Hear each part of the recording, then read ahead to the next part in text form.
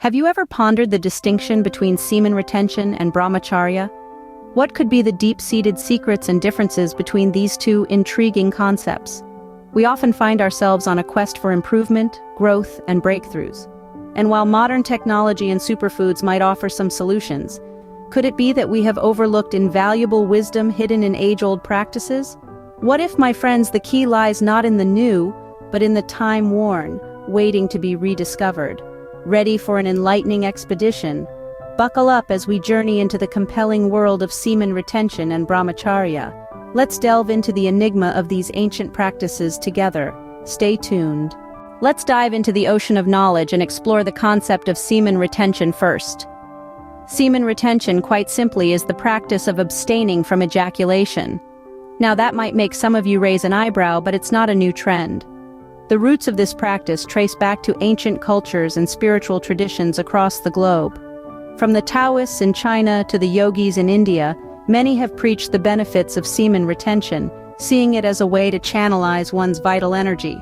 Now let's talk about the benefits. Some claim that semen retention boosts physical energy, improves focus, and even amplifies charisma.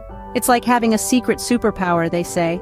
Others report enhanced creativity, deeper relationships, and increased personal magnetism. It's like suddenly, you're a human magnet attracting all the positive vibes from the universe. But remember, these are subjective experiences and may not hold true for everyone. Then there are some common misconceptions.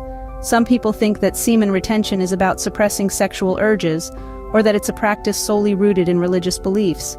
But that's not necessarily the case. It's about learning to control and direct your sexual energy, not suppress it. And while it's true that many spiritual traditions advocate for this practice, it's not exclusively a religious concept. It's more about personal development and self-mastery. And for those wondering, is this healthy or is this natural? Well, it's like any other wellness practice. It's about balance and understanding your own body. Some people find it beneficial, others don't. It's not a one-size-fits-all solution, and it's always a good idea to consult with a healthcare provider if you have concerns. Now that you have a grasp on semen retention, let's unravel Brahmacharya. Brahmacharya, an ancient practice, holds more than what meets the eye. Let's dive right in, shall we? Brahmacharya, a Sanskrit term, is a concept in Indian spiritual traditions that translates roughly to behavior which leads to Brahman, the ultimate reality, or the divine. Originating from the Vedic period, it's often misunderstood as mere abstinence from sexual activity. But oh, how it's so much more than that. Brahmacharya is one of the 5 yamas in the ethical code of yoga, as outlined in the Yoga Sutras of Patanjali. Yamas are universal practices that relate to our interactions with the outer world, and Brahmacharya, in this context, is about harnessing our energy for higher spiritual purposes. It's not just about physical celibacy, it's about control, discipline, and mastery over our senses. It's about directing our energy, not just sexual but all forms of energy, towards self-realization and spiritual growth. It's about creating a balance in life, and not letting any form of indulgence, whether it's food, sex, or even Netflix binging, take control over us. Brahmacharya nudges us to ask ourselves, is this action serving my higher purpose? Is it leading me towards self-realization, or is it just a momentary pleasure that will leave me drained of my energy? And when we start asking these questions, we start living a life of Brahmacharya. In ancient times, Brahmacharya was often associated with the life of a student, or brahmachari, who lived with their guru, dedicating their life to study and service, and yes, practicing celibacy. But today, Brahmacharya is about living a balanced life, regardless of one's marital status or profession. It's about being in the world, but not of it. About taming our desires without suppressing them. About living a life of purpose and meaning. It's about walking on the path of self-realization and experiencing the divinity within. Intriguing, isn't it? But how do these two concepts differ? The answer lies in the subtleties, the nuances, and the depth of these practices. But that's a topic for another time. For now, let's marinate in the profound wisdom of Brahmacharya. Though they may seem similar, semen retention and Brahmacharya are 2 different paths leading to the same destination. They are like 2 rivers that flow separately, but eventually merge into the sea of spiritual enlightenment and self-fulfillment. But let's take a step back and see how they differ. Firstly, let's talk about the core principles. Semen retention, as the name suggests, is a practice where men abstain from ejaculation. The goal is to conserve the sexual energy and channel it into other aspects of life, such as creativity, productivity, or even spirituality. It's like taking the raw fuel of your sexual energy and using it to power your life's engine. On the other hand, Brahmacharya is a broader concept. It's not just about physical restraint, but also mental and emotional purity. It's a lifestyle choice where one commits to living a life of celibacy, moderation, and self-discipline. It's like choosing to walk on a path that leads to spiritual growth and self-realization. Secondly, let's discuss the scope. Semen retention is a specific practice and can be incorporated into one's life regardless of their lifestyle choices. It's like choosing to add a new workout routine to your fitness regime. You can practice it while still leading a normal life. Brahmacharya, however, is more encompassing. It's not just a single practice, it's a way of life. It involves adhering to certain principles and practices that go beyond sexual abstinence. It's like deciding to become a marathon runner. It requires commitment, discipline, and a shift in lifestyle. Now let's talk about the approach. Semen retention is more about self-discipline and control. It's about harnessing your sexual energy and directing it towards self-improvement. It's like learning to control your cravings to achieve a healthier lifestyle. On the flip side, Brahmacharya is more about self-discovery and self-realization. It's about understanding your true self and aligning your actions with your higher purpose. It's like embarking on a journey of self-discovery to find your true purpose in life. Lastly, let's consider the benefits. Both practices offer physical, mental, and spiritual benefits. Semen retention can lead to increased energy, improved focus, and enhanced creativity. It's like discovering a hidden superpower within you. Brahmacharya, on the other hand, can lead to a deeper sense of peace, clarity, and spiritual growth. It's like finding a serene oasis in the middle of a bustling city. As you can see, though they share common grounds, they are not the same. Each has its unique path, practices, and benefits. So, whether you choose to walk on the path of semen retention or Brahmacharya, remember, the destination is the same, a higher state of consciousness and self-fulfillment. Let's sail deeper into the sea of semen retention. Imagine you're a sailor, navigating the vast ocean of your own bodily energies. You're not here to conquer, rather to understand and harness the potential within you. This is the essence of semen retention. Now let's break it down. Semen retention, in its simplest form, is the practice of refraining from ejaculation. That's right, folks, it's about keeping the floodgates closed. But it's not just about self-control. It's about channeling that energy elsewhere. Picture a dam. The water held back by the dam is not merely contained, it's used to generate power. Similarly, the energy conserved through semen retention can be redirected towards other aspects of life. The process is not a walk in the park, mind you. It requires discipline, commitment, and a fair bit of patience. It's like training for a marathon. You don't just wake up one day and decide to run 26 miles. You train, you prepare, and you condition your body to endure. It's the same with semen retention. It's a gradual process that needs consistent and conscious effort. But what happens when you start practicing semen retention? How does it affect your body and mind? Well, to start with, it can lead to an increased level of energy and focus. You know that feeling of lethargy you get after a big Thanksgiving dinner? It's like the opposite of that. Many practitioners report feeling more alert and energetic. Then, there's the mental aspect. Semen retention can lead to increased mental clarity and heightened creativity. It's like suddenly finding yourself with a sharper mind and a broader imagination. Some even claim it helps with anxiety and stress reduction.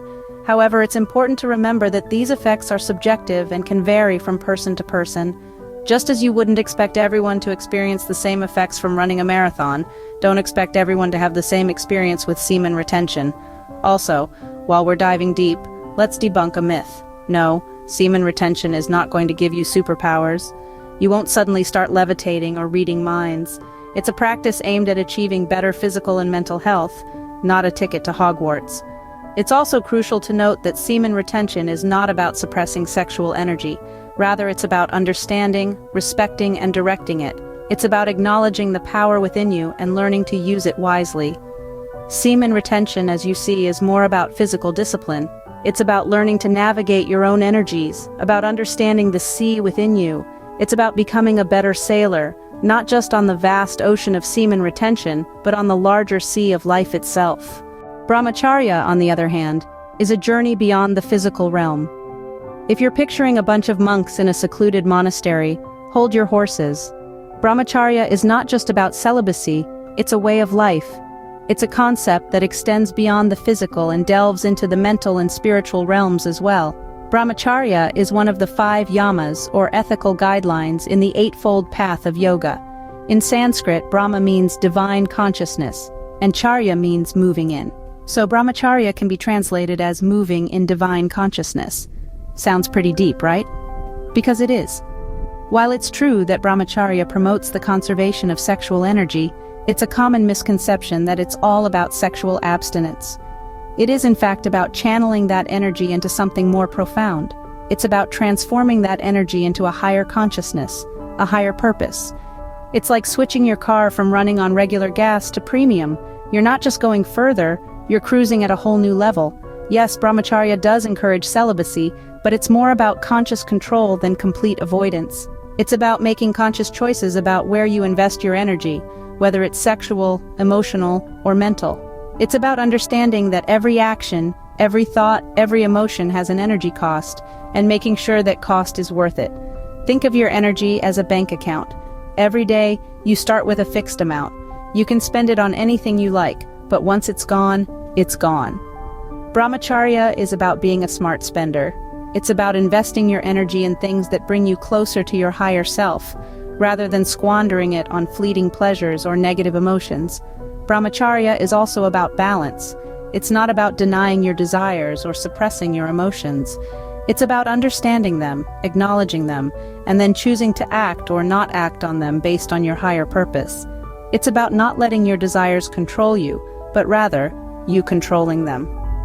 At the heart of Brahmacharya is the concept of mindfulness. It's about being present in every moment, being aware of your thoughts, your emotions, your actions, and their consequences. It's about making every moment count, making every moment a step towards your higher self. And the beauty of Brahmacharya is that it's not just for monks or spiritual gurus. It's for anyone and everyone who wants to live a more conscious, more meaningful life. It's for anyone who wants to transform their energy from the mundane to the divine. Thus, Brahmacharya is as much about the mind and spirit as it is about the body. It's a journey of self-discovery, of self-mastery, of moving in divine consciousness. It's about realizing that you are more than just a physical being, that you are a divine being having a human experience. Now, equipped with this knowledge, let's encapsulate what we've learned today. We've embarked on a journey, exploring the intriguing concepts of semen retention and Brahmacharya. Both of these practices are rooted in the pursuit of self-control, self-improvement, and spiritual growth. But they diverge in their nuances and implications. Semen retention, as we've discovered, is a practice primarily concerned with the physical.